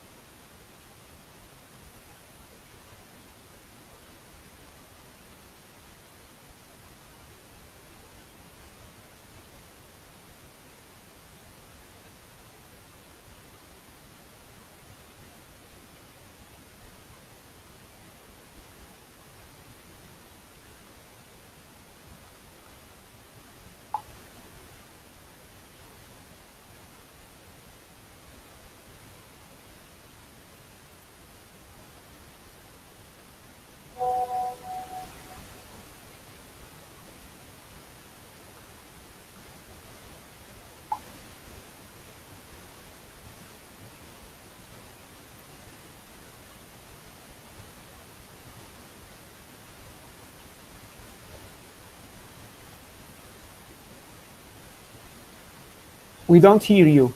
Switch on the microphone. Okay, so for this graption is the method that asking the permission to share my content, and it doesn't allow me to give it. So it's quite strange. Which browser are you using? Chrome. Chrome. Okay, it's strange. The more strange. Can you see anything? Please try to share just the window and click on the window of your presentation after clicking on share window.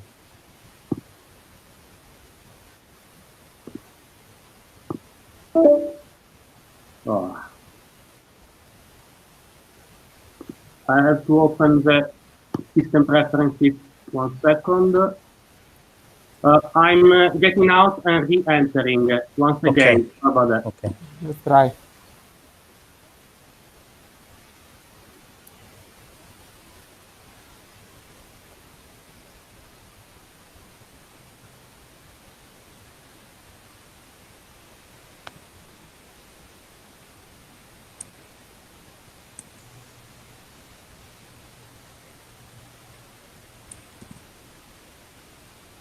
Okay, here I am again.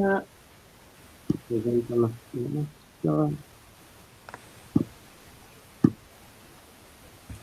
it work now?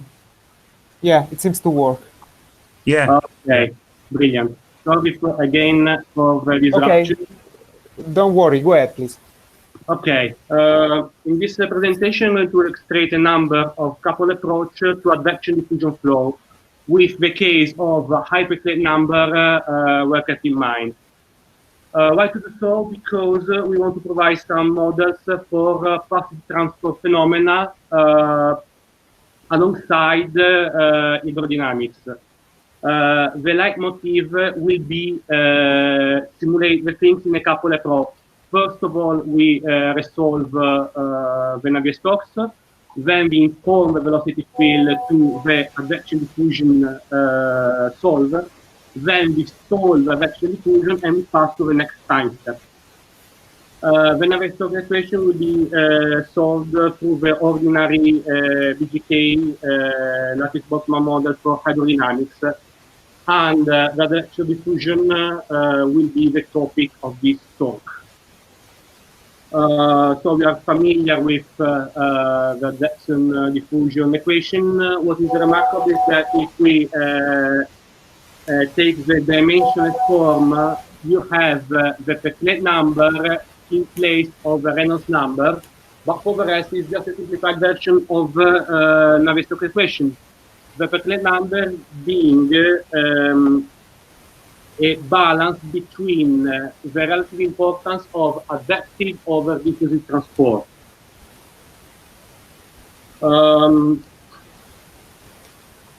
Because the similarity between Navier-Stokes and Lattice Boltzmann, it is quite natural to simulate advection diffusion through Lattice Boltzmann, and in fact that has been done since quite some time.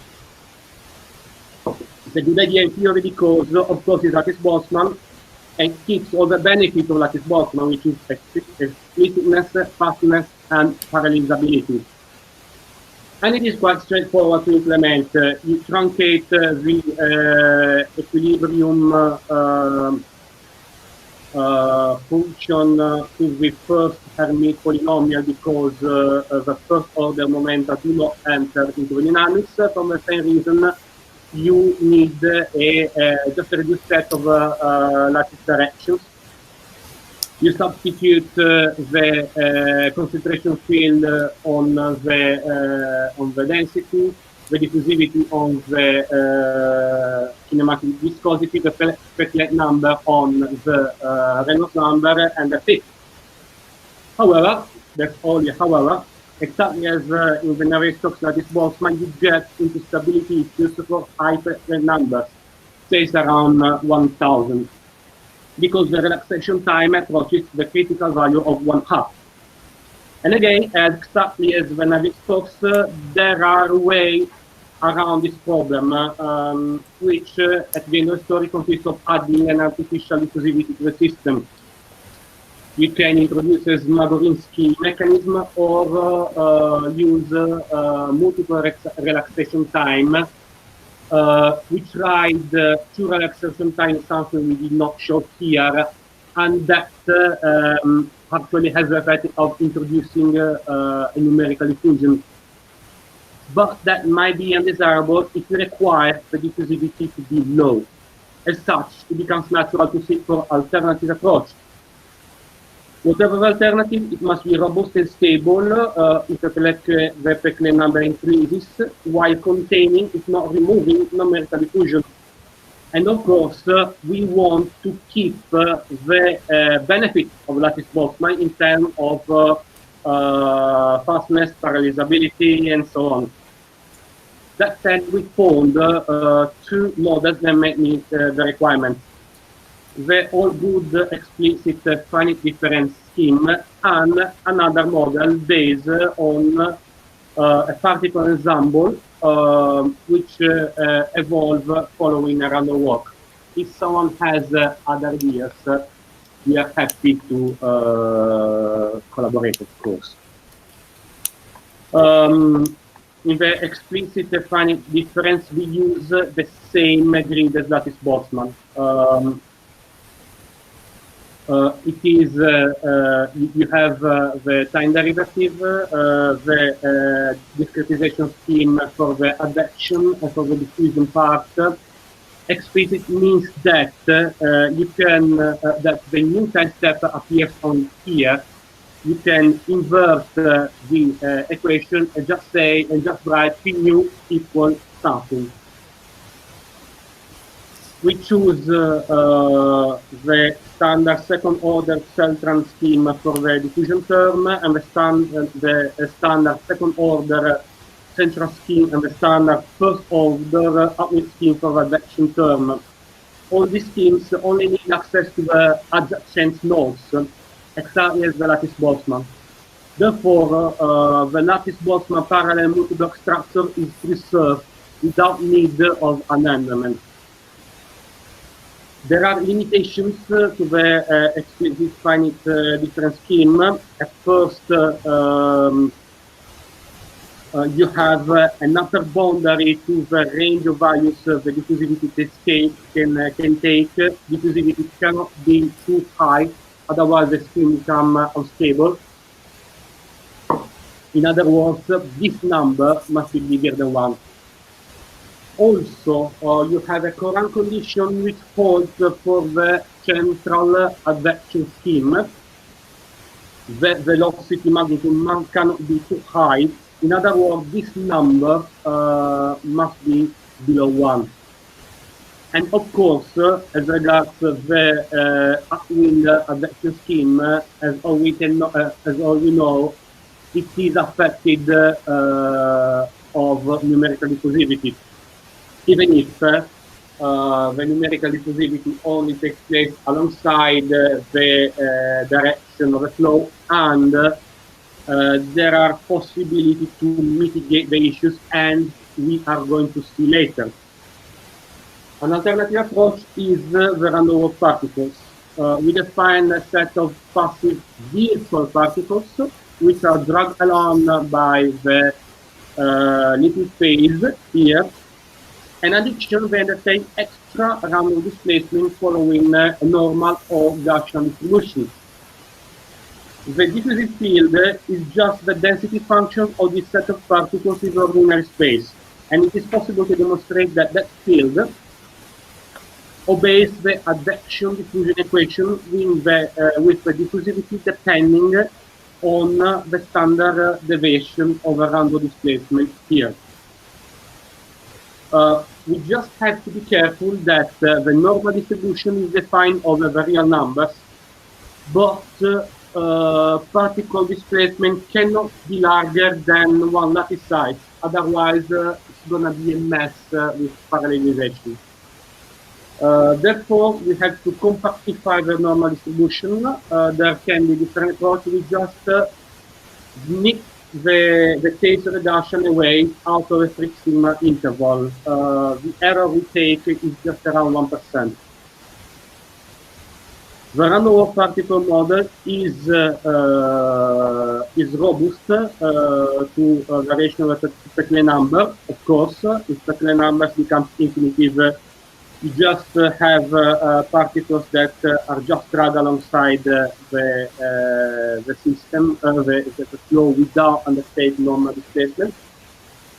However, no particle displacement can be larger than the lattice size, and this poses an upper limit to the standard deviation of the normal increments, and therefore to the diffusivity. In other words, this number cannot be bigger than 1. And of course, there is another issue that you introduce statistic fluctuation to the system.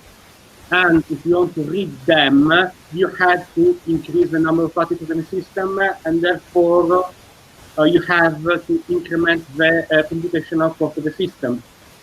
Moreover, if you want to have a mesh refinement and you want to linearly refine the mesh, the increase of particle numbers in order to keep the same level of statistical fluctuation goes as the cubic of the linear refinement, and that may have an impact on the computational expense. We implemented a benchmark test to the advection-diffusion model we are representing, which are Lattice Boltzmann, explicitly Wouters, and random walk. This is just a square pipe with 3 walls and constant velocity alongside the domain. At the initial time step, we defined a diffusive field, or we define particles as uniformly distributed alongside this particle section. You have an analytical solution for that. It is just a Gaussian packet moving with constant velocity and spreading the meanwhile, as you can see in the plots. Let's start with Lattice Boltzmann zero velocity.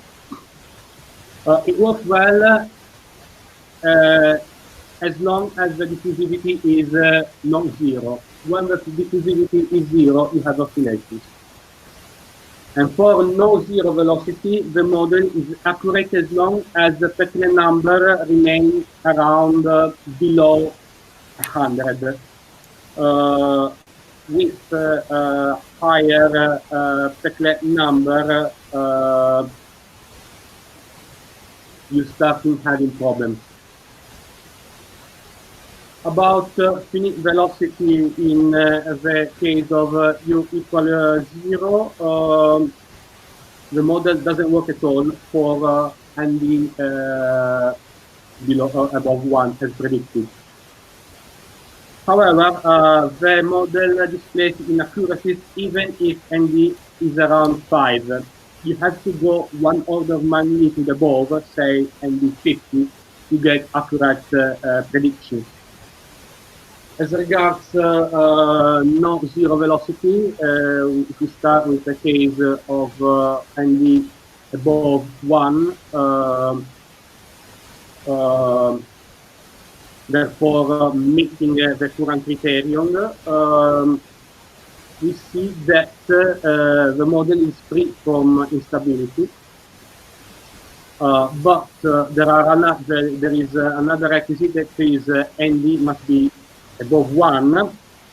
As if you can see, there are accuracies still for ND around 50.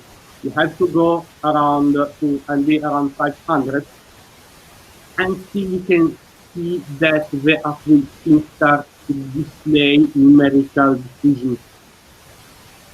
For ND below 1, the central scheme fails, but the Aouane scheme is stable, but with relevant numerical diffusivity. So in order to mitigate this problem of relative diffusivity, we have gone to understand where it comes from, and to cut a very long story short, we added a negative diffusive term into the diffusion differentiating scheme with a tuning parameter.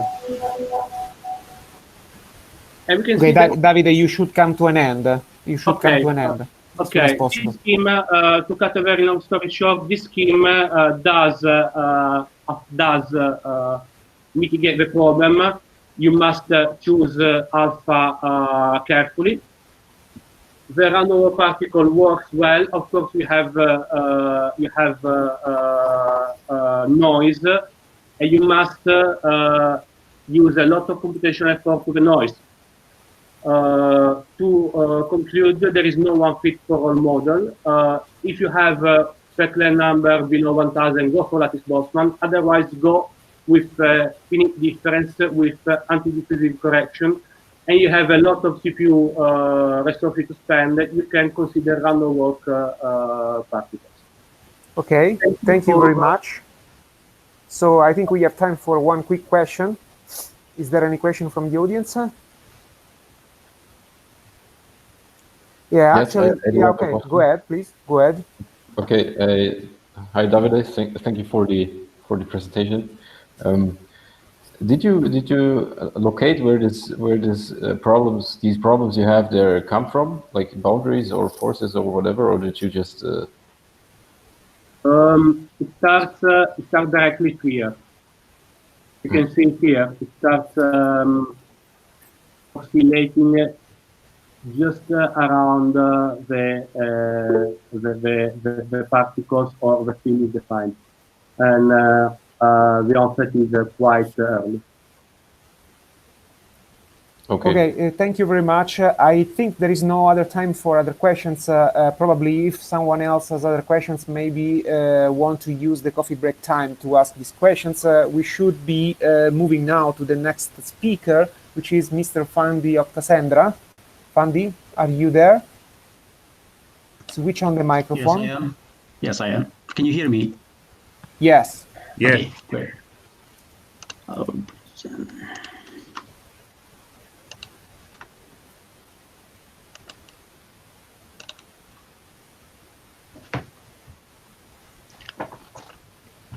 Okay, Fandi will tell us about hemiwicking propagation coefficient using the Lattice Boltzmann method. You have 15 plus 5 minutes. When you reach 15 minutes, I'll give you a sign. Okay, the floor is yours. Please. Okay, thank you very much. So thank you very much for giving me this opportunity. I'm really honored and happy at the same time to speak in front of many experts in the LBM community. And I apologize, this will probably be a very basic study in the LBM as part of my first year work at the Durham. So today I'll be talking about the hemiwicking propagation coefficient using Lattice Boltzmann method. So the version of this work is probably the importance of hemiwicking, which refers to the propagation of liquid on texture surfaces. In many, you can see in many applications. For example, here in thermal management micro devices, where the hemiwicking improve the heat transfer in micro heat pipes, as well as in the micro biomedical devices, such as a self-heating cartridge that is used for molecular diagnosis, where the pulse pepper reactor controls the effect to control the rate of the water supply, which in turn control the rate of the isothermic reaction in the amplification chambers here. And in other application is in the enhanced oil recovery, where the spontaneous capillary imbibition occurs when the water is sucked by oil saturated by saturated organic matrix, and oil is expelled simultaneously. So in these applications, the performance rely upon the rate of the imbibition through the texture or rough surfaces. And the rough surfaces play an important role here because it has the rate of propagations compared to the flat surface. So in order to understand the mechanism of the hemiwicking on texture surfaces, so a model was developed by Vico in 2001, where a surface structure with the cylindrical pillars, and when the fluid flows in this structure by the length of dx here, and the change of energy, the interface of energy, is given by the replacement of the weight solid, which is the first term in here, and the weight and the creation of the liquid surface interface associated with the film propagation, which is given in the second term in these equations. So R and pi s is related to the surface roughness factor and the solid fractions. So this interfacial energy change must be negative in order for the fluid to flow in the structured surface. So by combining this energy with the Young equation, we can end up with a relation between the Young contact angle and the what we call the critical contact angle theta c, which is called the hemiwicking criterion. In this criterion, we can see that in order for the fluid to flow in the surface, the theta must be smaller than the theta c, or the theta c itself has to be in between the 0 or pi over 2. So once the hemiwicking criterion is met or satisfied, and then we can calculate the rate of imbibition of liquid in the texture by simply dictated by balancing the driving capillary pressure that drive the flow and the effective viscous pressure switch in the opposite directions. So by doing this, the liquid normally will follow the Washburn law, where the length of the imbibition is proportional to the square root of time, and multiplied by a coefficient which is called the propagation coefficient d, and which normally depends on the viscosity, the surface tension, as well as the geometrical parameters of the structure. So the dependency of the propagation coefficient D on the parameter texture has not been yet fully understood, and previous model has been proposed to get the best prediction for the propagation coefficient, which is summarized in this table here. So in this table here, you can see there are 4 models that have been proposed before, and the capillary pressure is given by, simply given by the derivative of the energy with respect to the volume of the fluid flowing in the texture surfaces. And the viscous pressure depends on the or given by the viscosity or the surface of the fluid imbibing the texture. So when we look at the this table in Biko model, for example, based on the theory that has been explained before, he ended up with this propagation coefficients where the beta here, the coefficient beta here, is simply coming from the roughness of surface. And the rest of the models actually derive from the Biko works, but taking the special condition where theta is equal to 0, which means that the surface is fully wetted. But however, even though they use the same expression for the capillary pressure, they have different approaches to the defining the viscous pressure, which end up with different expression for the propagation coefficients. So if you are interested in more detail in these models, you can look at this the references given here. So in order to test over the validity of this model, so we did this LBM simulations, and what we did is we use the standard LBM simulation for 3D, and the LB and the Lattice Boltzmann equation is just given by these expressions, where here we are using a BGK for the collision operator, and the forcing terms is given by this expression, which is the Google forcings.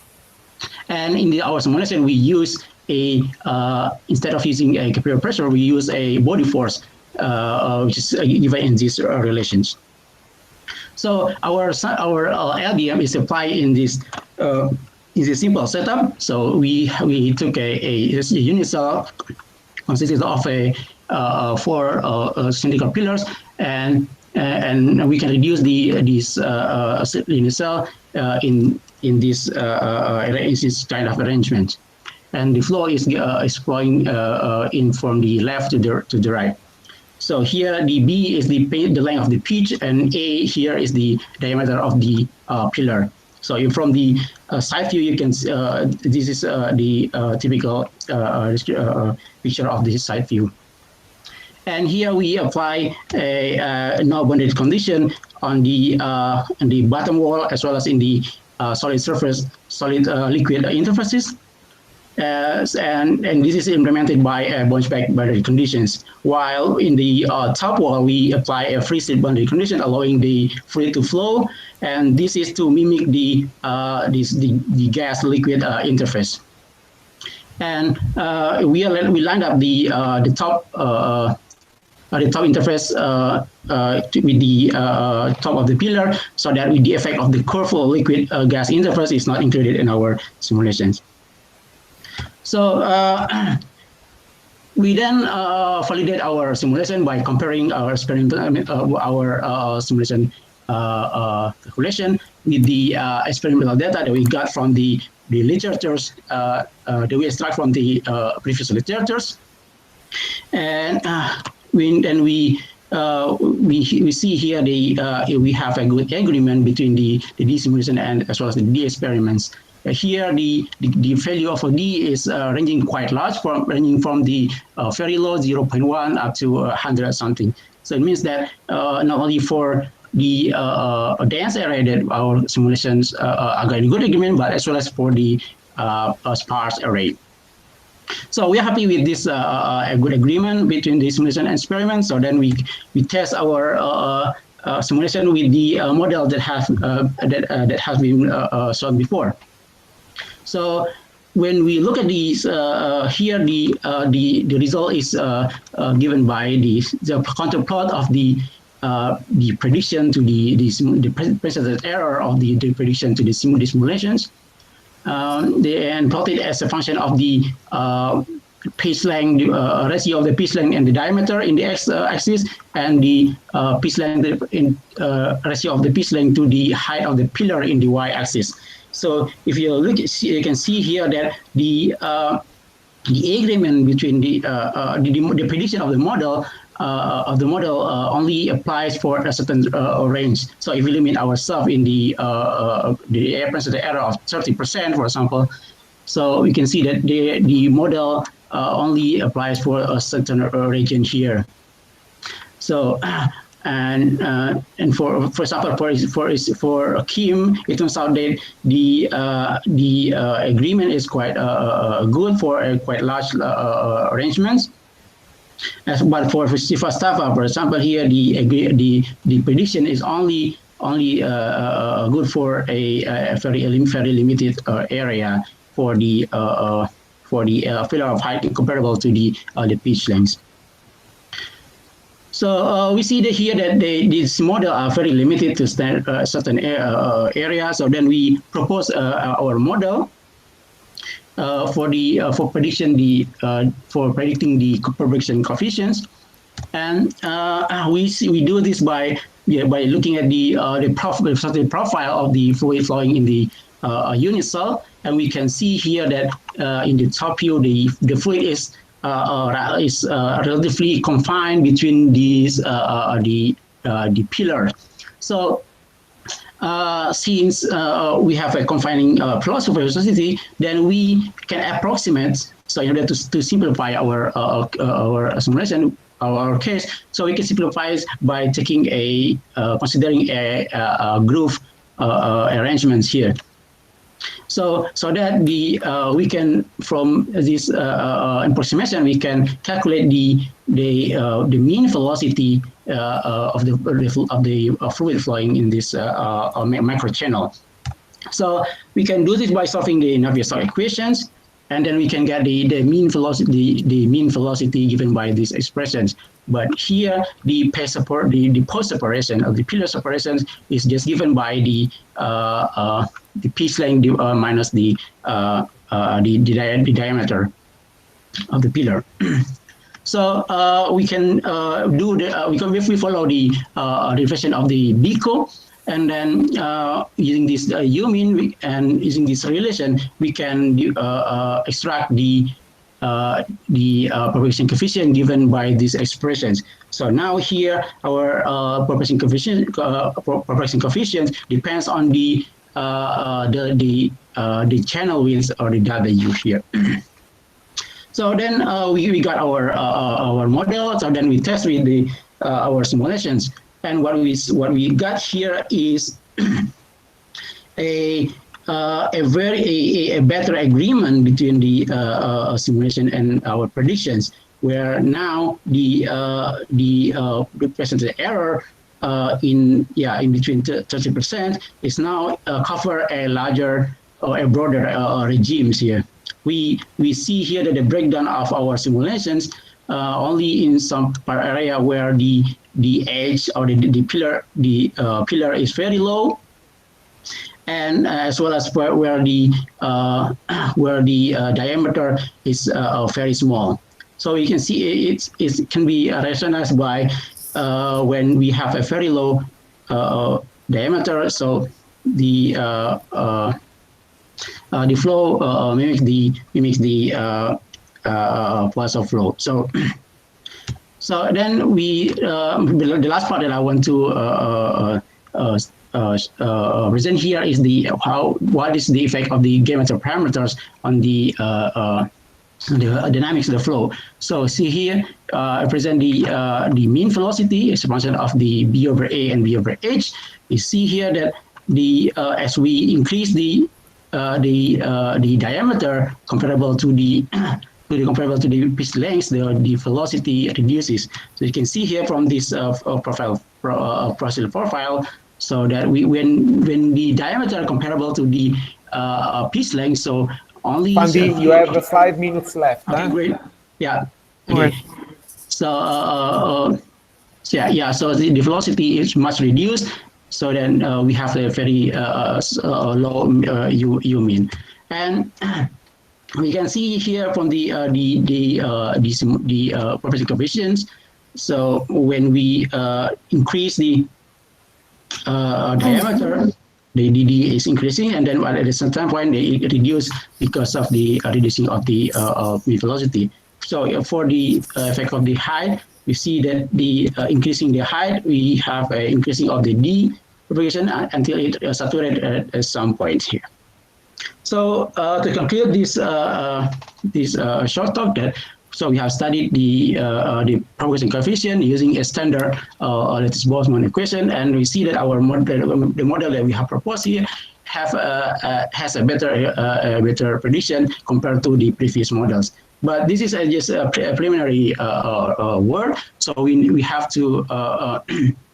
So in the future, we want to see what is the effect of the pillars and the arrangement to the propagation coefficient by taking consideration the form of the pillar, as well as the taking care of the many type of the arrangements. Thank you very much for listening. Thank you very much, Fandi, for this nice presentation. I think we have time for a few questions from the audience. Is there any question?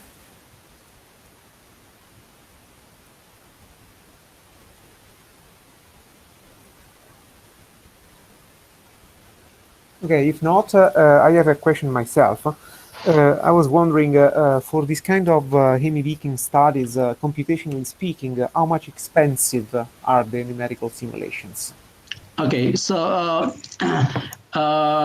so the simulations depends on the how much units that we are using, how much lattice point that we are using in the simulation. So since we are only considering one unit cell, so I can say that this is not really expensive simulation in terms of the number of nodes that we have to use and time that we have to run in the simulations.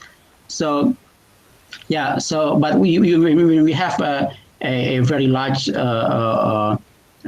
let's say unit cells, then it will take some time, more times, and we need to run in more nodes or processor. So yeah. Okay, thank you. Yeah, thank you. Any other question from the audience? Okay, if that's not the case, let's thank Fandi once more thank you for very this much. nice presentation. And I think we should start arranging the plenary talk by Alessandro Gabbana. Alessandro, are you there?